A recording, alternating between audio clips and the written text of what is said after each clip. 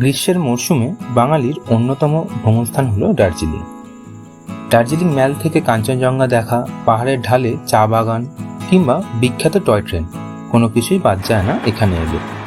আর সাথে ব্যাগ ভর্তি মার্কেটিং তো রয়েইছে। তবে ঘোরাঘুরি ও পাহাড়ের প্রকৃতির মজা নেওয়ার মাঝেই বাঙালির আরও একটি অন্যতম ব্যাপার হলো পেট পুজো। তাই রোভার্স ব্লগের আজকের পর্বে আমি নিয়ে এসেছি দার্জিলিংয়ের অন্যতম সেরা 3টি রেস্টুরেন্টের সমস্ত তথ্য। তাহলে চলুন দেরি না করে ভিডিওটা শুরু করা যাক। আর চ্যানেলে যদি নতুন হয়ে থাকেন তাহলে চ্যানেলটি অবশ্যই সাবস্ক্রাইব করে নেবেন।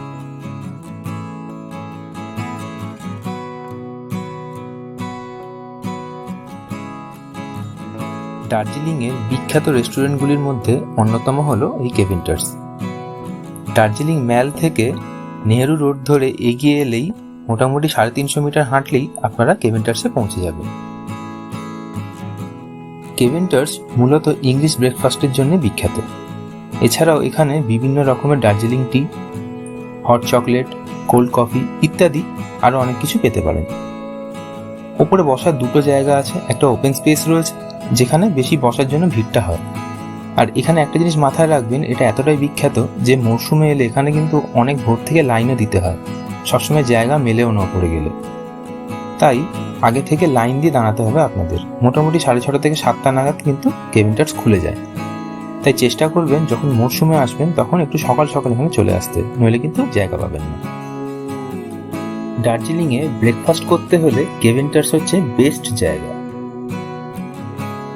টেবিলে বসেই আপনারা চেষ্টা করবেন খাবারটা আগে অর্ডার করে দেওয়ার জন্য।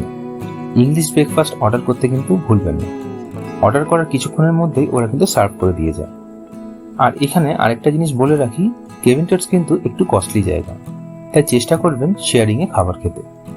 এতে করে আপনারা একাধিক আইটেম ট্রাইও করতে পারবেন, তার সাথে আপনাদের খরচাও পুষিয়ে যাবে। মোটামুটি দুজনের জন্য যদি শেয়ারিংয়ে খাওয়া দাওয়া করেন তাহলে পার হেড 450 থেকে 550 টাকা খরচা হতে পারে। এবার বাকিটা ডিপেন্ড করছে আপনারা কতগুলো আইটেম নিচ্ছেন তার উপর।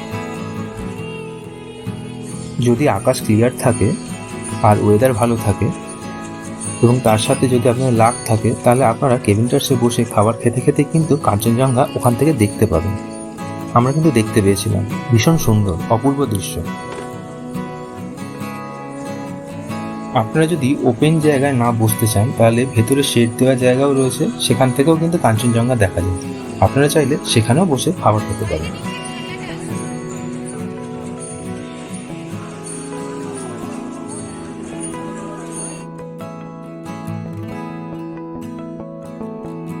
দুপুরে যদি ভালো লাঞ্চ করতে চান তবে কুঙ্গাতে যেতে পারেন।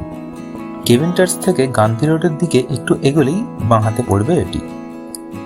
বেশ ছোটখাটো রেস্টুরেন্ট, তাই সিজনে গেলে কিন্তু ভীষণ লাইন পড়ে। এখানকার খাবারের কোয়ালিটি এবং কোয়ান্টিটি দুটোই খুব ভালো, এমনকি শেয়ার করে আপনারা খেতে পারেন। আমরা এখানকার মোমো, ফ্রাইড রাইস এবং চিকেনের একটা আইটেম ট্রাই করেছিলাম। স্পেশালি মোমোটা অপূর্ব লেগেছিল। আপনারা চাইলে অন্যান্য আইটেমও ট্রাই করতে পারেন, দাম কিন্তু বেশ রিজনেবলই। তবে কুঙ্গার একটাই সমস্যা, যেহেতু ছোট রেস্টুরেন্ট, জায়গার একটু অভাব রয়েছে এবং ভেতরে কোনো বেসিন নেই হাত ফাত ধোয়ার জন্য, তাই আপনাদেরকে বাইরে বেরিয়ে হাত ধুতে হবে, এইটাই একটা সমস্যা।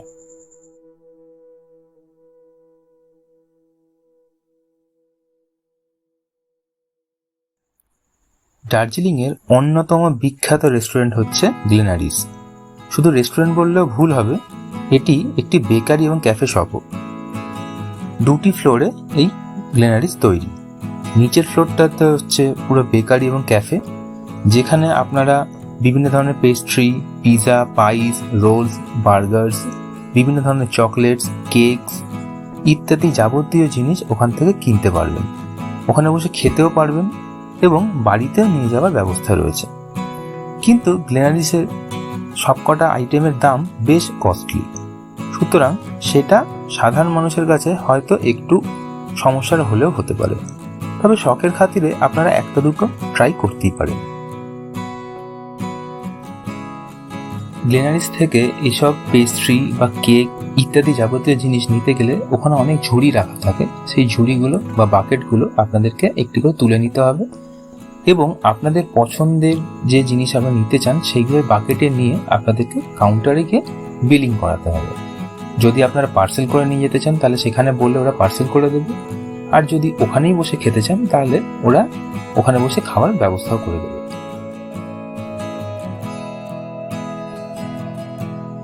গ্লেনারিজে যদি ভেতরে বসে খেতে চান তাহলে সেখানে অনেক টেবিল চেয়ার রয়েছে যেখানে আপনারা বসে খেতে পারেন।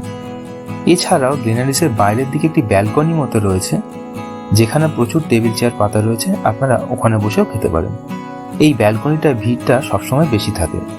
সিজনে গেলে তো আপনারা এখানে বসার জায়গা পাবেনই না, এমনকি অফ সিজনে গেলেও হয়তো দেখতে পারেন যে এখানে প্রচণ্ড ভিড় রয়েছে, কারণ এখান থেকে যে ভিউটা ওরা দেখা যায় সেটা খুবই সুন্দর, তাই জন্য মানুষজন এখানেই বেশি বসতে পছন্দ করেন।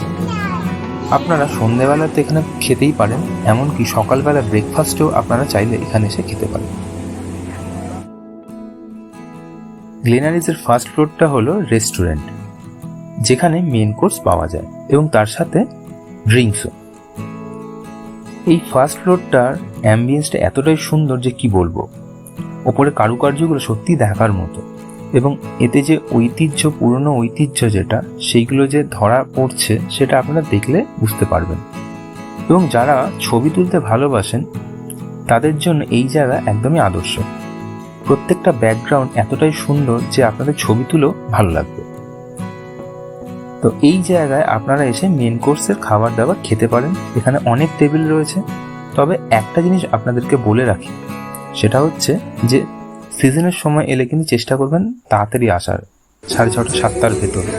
এই হচ্ছে গ্লেনারিজের অ্যাম্বিয়েন্স, এখনো ফাঁকা বেশ আজকে, এবং এখানে লাইভ হবে কনসার্ট, তো সেটা 8টার পর। আমরা এখন 7টা নাগাদ বসে আছি, তো আশা করছি লাইভ কনসার্ট দেখতে পাবো, দেখা যাক।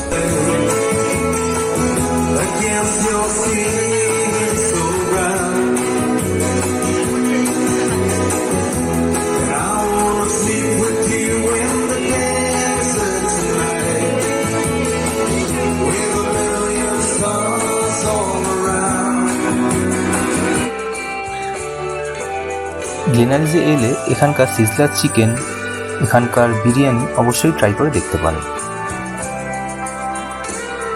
তাহলে দার্জিলিং এলে আপনারা ব্রেকফাস্ট, লাঞ্চ এবং ডিনার বেস্ট কোন কোন জায়গা থেকে করবেন সেটার একটা আইডিয়া এবার পেয়ে গেলেন এখান থেকে। আশা করি এই ভিডিওটা আপনাদের অনেক উপকারে লাগবে।